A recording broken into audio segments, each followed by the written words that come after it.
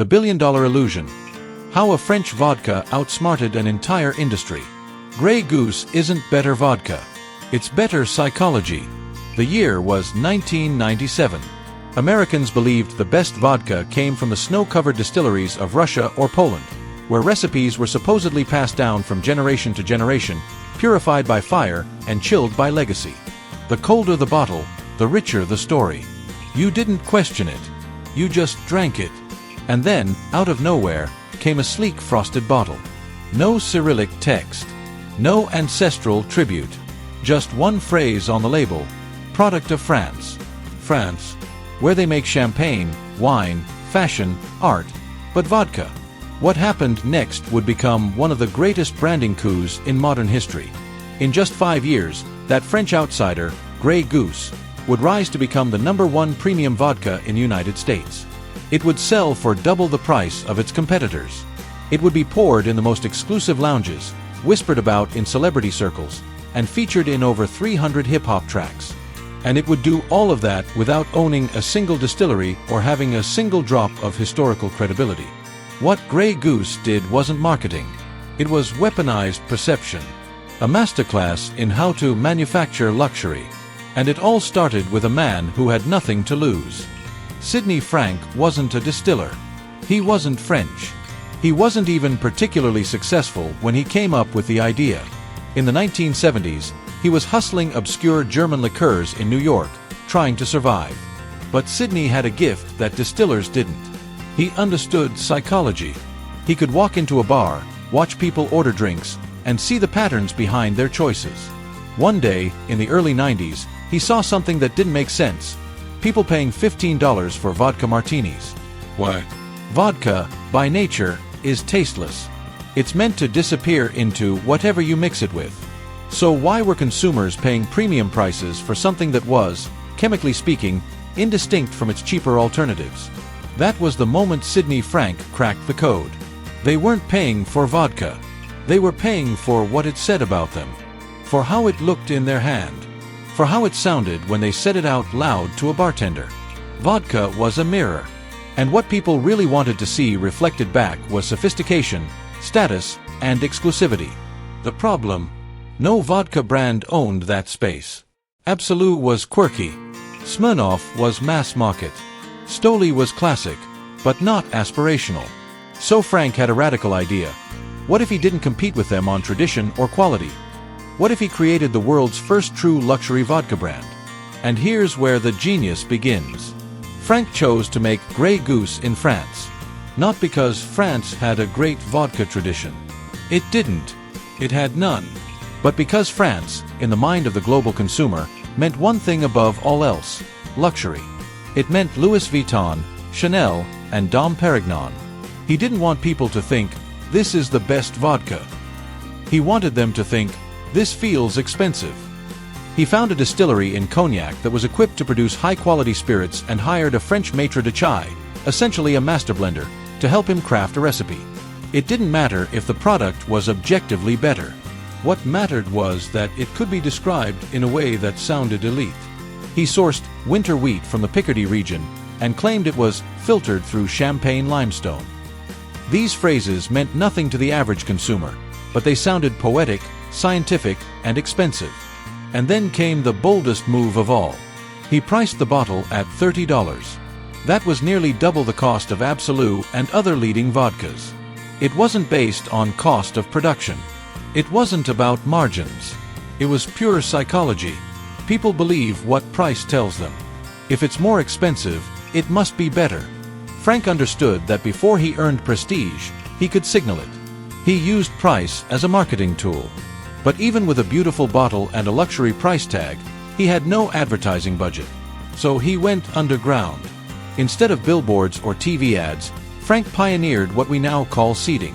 He hand-placed Grey Goose in the hands of tastemakers, influencers before influencers were a thing. But not just any influencers. He didn't want YouTubers or mainstream attention. He wanted exclusivity. So he targeted the places that shaped perception: high-end nightclubs in Miami, first-class airport lounges, five-star hotel bars, private clubs in Manhattan. The idea was simple. If Grey Goose could be seen in the right hands, In the right rooms, it wouldn't need to explain itself.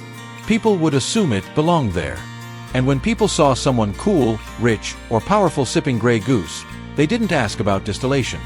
They just thought, that must be the good stuff. And it worked, fast.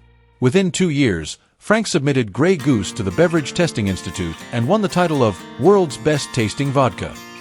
That single award became the cornerstone of the brand's validation. Every bottle mentioned it.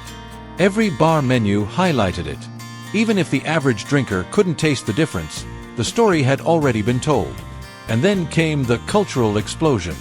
By the early 2000s, Grey Goose was being name-dropped in hip-hop lyrics, music videos, and celebrity interviews.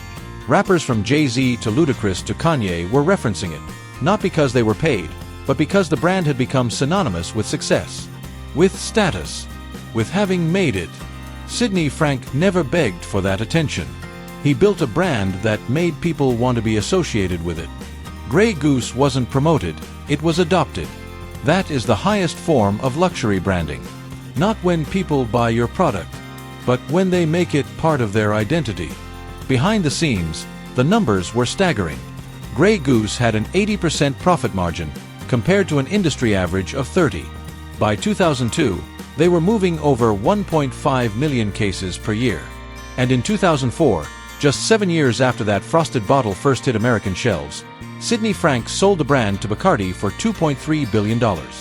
What Frank proved was revolutionary and dangerous. He proved that in industries where the actual product differences are minimal, the story is the product. That marketing isn't just about awareness.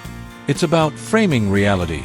If people believe something is luxurious, rare, and aspirational, then it is. Facts are secondary. Taste is irrelevant. The mind is everything. So what do we learn from Grey Goose? First, that perception always beats product.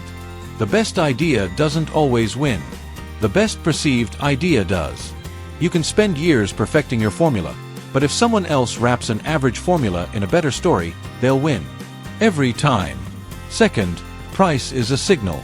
Don't price based on what you think people will pay. Price based on what you want your brand to represent. Price shapes expectations. It can do more work than 100 advertisements. Third, origins can be invented. France didn't have vodka heritage, but it had luxury associations. Your origin story doesn't have to be authentic. It just has to feel credible and compelling. The customer fills in the rest. Fourth, exclusivity isn't about limiting supply. It's about controlling exposure. Grey Goose didn't launch everywhere. It launched where the right people would see it. It built credibility not by being everywhere, but by being somewhere important. And finally, validation is faster when it's borrowed. Grey Goose didn't have time to wait for legacy. So it borrowed legacy through awards, placements, and celebrity adoption. In a world moving this fast, sometimes credibility is easier to buy or earn strategically than to build slowly. Sidney Frank didn't just sell vodka. He sold a feeling, a symbol, a shortcut to status. He looked at a crowded market of indistinguishable products and saw an invisible gap, the gap between reality and perception. Then he filled that gap with story, elegance, and price. That's not just branding. That's reality distortion. And it made him a billionaire. So the next time someone tells you great marketing can't outpace great product, remember this. Grey Goose didn't win because it tasted better. It won because it looked better, sounded better, and made people feel better. Luxury isn't found in the bottle. Luxury is what happens before the bottle is ever opened. And in the right hands, that illusion is worth billions. What are you really selling? A product or a perception? You decide.